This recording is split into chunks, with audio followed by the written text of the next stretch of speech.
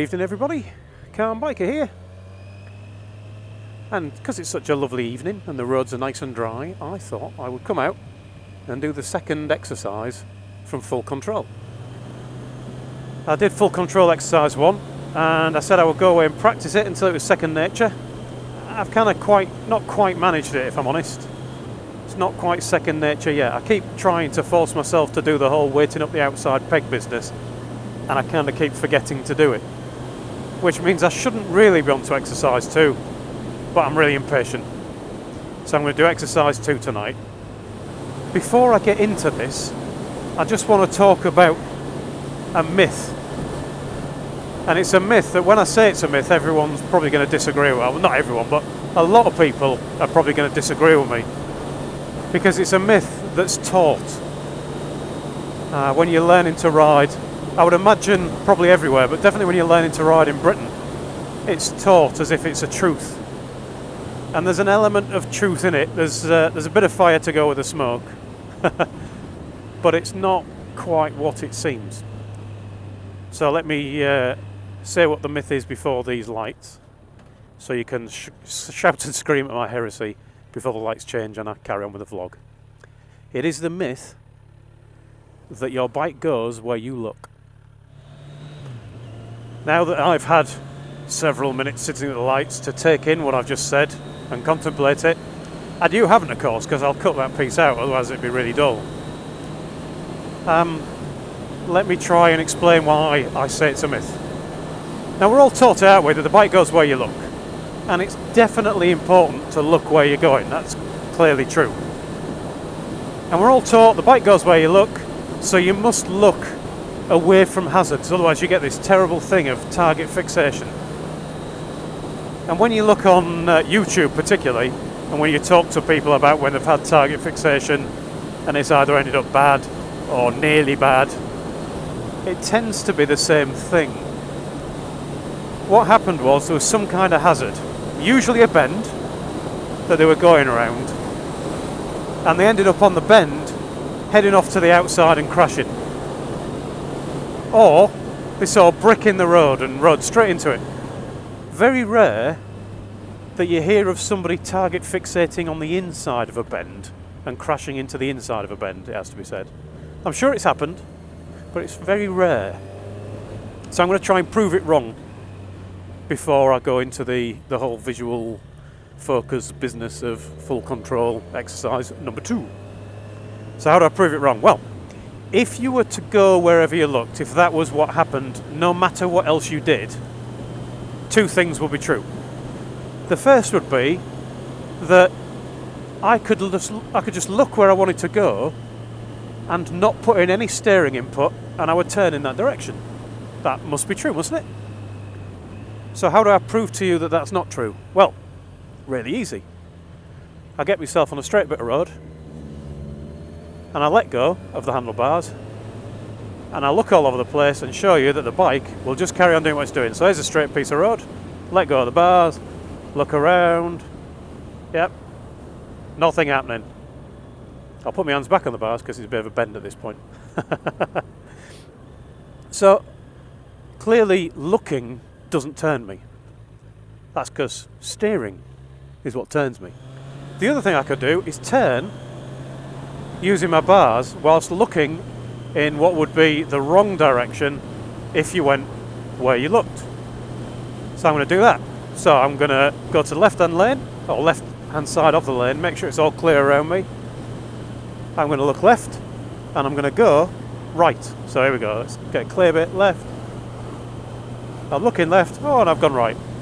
I look right, and I go left.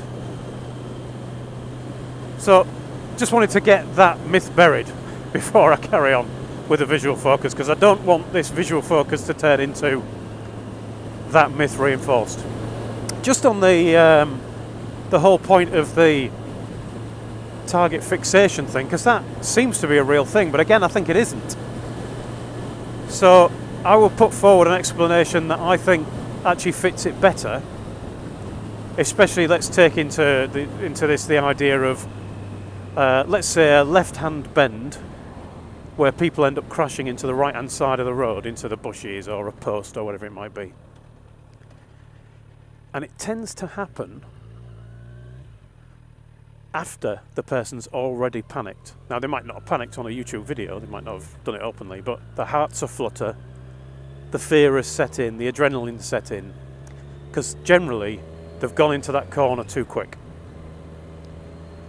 So you go into your corner too quick, you panic, the adrenaline sets in. The natural thing for the body to do at that point is to tense up, and we've all had it at some point where we've been a bit scared on a bike and we've gone from a nice relaxed arms to, oh heck, tense up, body tense, shoulders tense, arms locked. And of course when you do that, when you lock out your arms or you push with both because you're tense and you've seen a frightening thing so you want to get away from it, and the natural response is to lean back away from it, all of your steering input is ruined. You're now pushing on both bars probably quite evenly, which will straighten the bike up.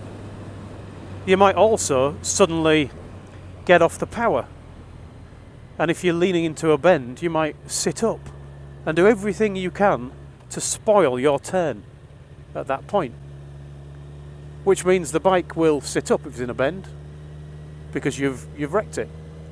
you've ruined it, your steering. So the bike will sit up, you'll sit up with it, and now your bike's going in a straight line at the outside of the bend. The next standard reaction that your body's going to have because you're frightened is to look at what you're going to hit. That's a natural thing. If you think you're going to hit something, you're going to look straight at it. And the thing you're going to hit is right in front of you. So it's a self-fulfilling prophecy. You've now straightened your bike up, tensed yourself up so you can't steer, and you're looking at the thing straight in front of you, which is where you're heading, and you crash. And afterwards you say, well, that was target fixation. On with full control exercise number 2, which is all about, as I said, visual focus. So full control exercise number 1, it said loose arms as you're going into a bend, or before you get to your bend obviously, so that you're nice and relaxed. Loose grip on the bars so you're nice and relaxed and easy to steer. As you get in towards your turning in point, but not actually at it, weight up the outside peg, so just put extra weight on the outside. If you're turning right, extra weight on the left hand peg, turning left, extra weight on the right hand peg. And then as you get to your turning point, sharp push, not sharp, but strong push on the inside bar to counter steer into that bend, hold the pressure all the way through the bend, and off you go. That was exercise 1. Exercise 2 is all of that plus visual focus. And the visual focus says that as you approach your turning in point, doing all of those other things, just before the turning in point, so you've not steered yet, look to the farthest distance through the corner that you can see.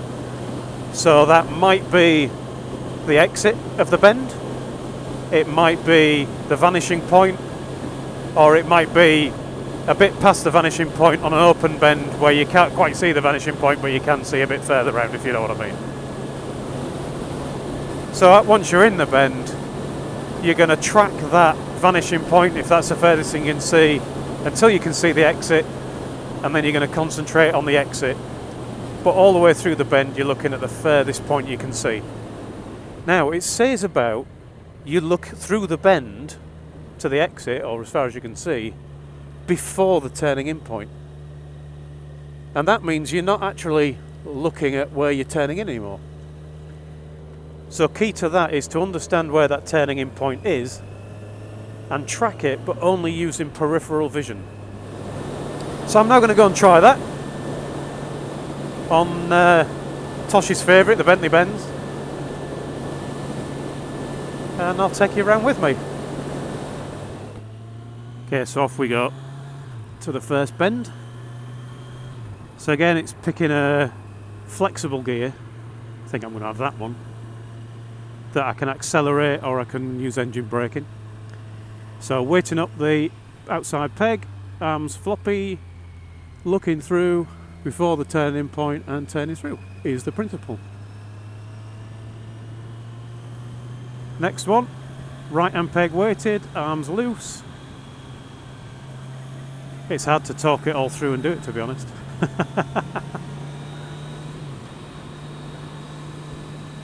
So let's do it for this top one that's a bit slower. So, getting my gear, arms loose, right peg weighted, I've picked my turning in point, I'm looking through the bend, following the line through, turning in at the turning in point in my periphery, and off I go. It's a lot easier to do than it is to say. Okay, left peg weighted, arms loose, pick my turning in point, I can't see as much through this one. Looking right through. I had something to look at then with that car behind the bike, quite handy. So all of the hazard perception is done through your peripheral vision, apart from obviously any hazards that are directly in your line of sight where you're focusing. Of course, it's important at that point, I guess, to not let a hazard take over your focus if it means that the hazard is getting closer to you all the time, because you need to be looking as far ahead as possible to pick up the further hazards. There's probably an acronym, isn't there? Loose arms, weight peg, turn point, look through.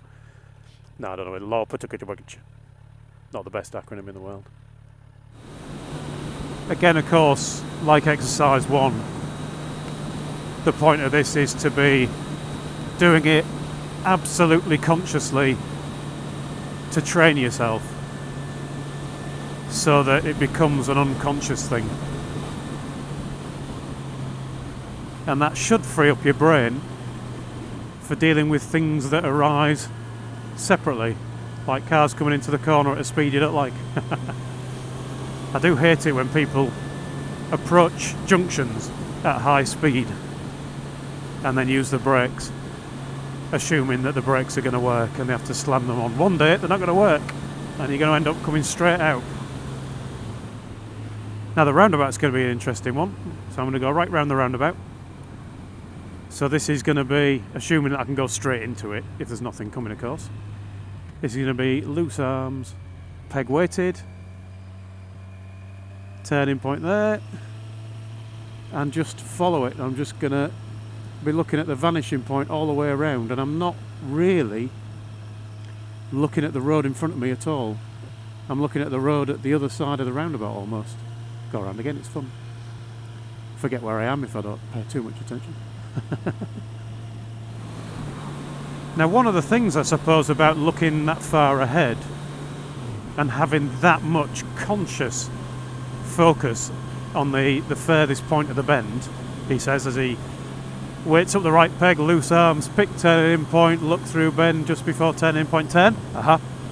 Yeah, one of the points I suppose of looking that far ahead is that if your concentration is that far ahead, you got more chance of picking up those hazards for sure, but also you're less likely to see a hazard close to you and really focus on it and have then that tension that happens when you think you're about to hit a brick in the middle of the road that makes you tense up, and then you hit the brick in the middle of the road. To be honest, for this one, for this exercise, it's definitely better than exercise 1 to do it this way. And when I was recording exercise 1, I was being purposefully casual about where I was looking because I wanted to get a feeling of what that would be like. But this is actually the looking through the bend bit. Red light, God again. The looking through the bend bit is very natural to me, whereas the weighting up of the outside peg bit isn't, so I'm finding this bit easier. Anyway, I think that's enough waffle from me. I'm going to practice this some more. If you're practicing it too, let me know how you get on. Aside from that, thanks for watching.